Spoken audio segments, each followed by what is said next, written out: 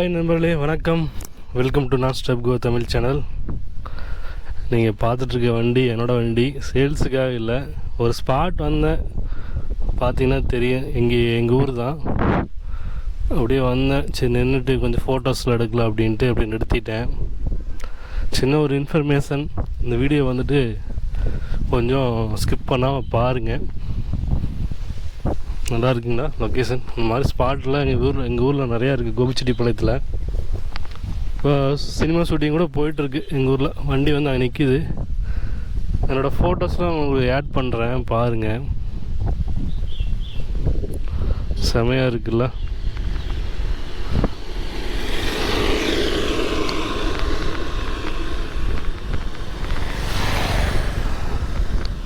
Video வந்து கோப்ரோவில் வந்து எடுத்துகிட்ருக்கேன்.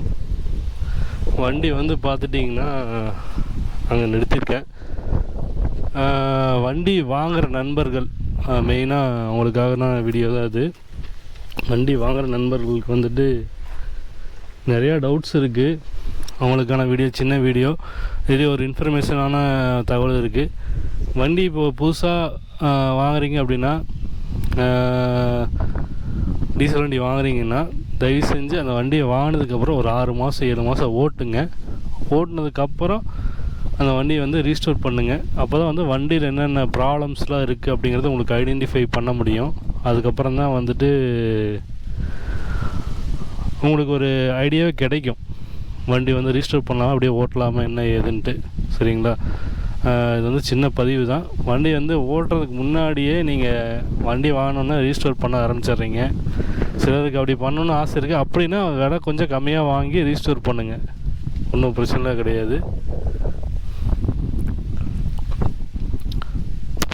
இந்த மாதிரி பண்ணுங்க. நம்ம நிறைய பேர் வந்து வண்டி பற்றி நிறைய எக்ஸ்பெக்ட் பண்ணுறீங்க. அந்த வண்டி வந்து வாங்கினதுக்கப்புறம் உங்களுக்கு அந்த சாட்டிஸ்ஃபேக்ஷன் வந்து தர மாட்டேது. அதனால் உடனே இமீடியட்டாக வந்துட்டு அந்த வண்டி வந்து விற்றுறாங்க. இது மாதிரி நிறையா பேர் வந்துட்டு பார்த்துட்டேன். என்னோடய எக்ஸ்பீரியன்ஸில் வண்டி வாங்குவாங்க, ஒரு 3 மாதம் 4 மாதம் கழிச்சு வண்டியில் வந்து ப்ராப்ளம் இருக்குது அப்படின்னு சொல்லிட்டு சேல்ஸ் பண்ணிடுறாங்க.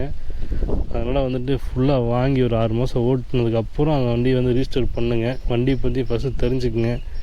ஏன்னா நீங்கள் இதுக்கு முன்னாடி பெட்ரோல் வண்டி ஓட்டிகிட்ருப்பீங்க. அதனோட ஃபீல் வந்து இந்த வண்டி தருமாங்கிறது வந்துட்டு எப்படின்னு உங்களுக்கு தான் தெரியும், அந்த ஃபீலிங்கு. கொஞ்சம் இதெல்லாம் வந்து மனசில் வச்சுட்டு கொஞ்சம் எக்ஸ்பீரியன்ஸ் பண்ணிவிட்டு அதுக்கப்புறம் வந்து வண்டி வாங்குங்க. சரிங்களா? நன்றி நண்பர்களே, தேங்க்யூ. அதே மாதிரி நம்மளோட கொல்லிமலை ட்ரிப்பு வந்து பார்த்துட்டிங்கன்னா 18/2/2024 ஞாயிற்றுக்கிழமை வந்து இருக்குது.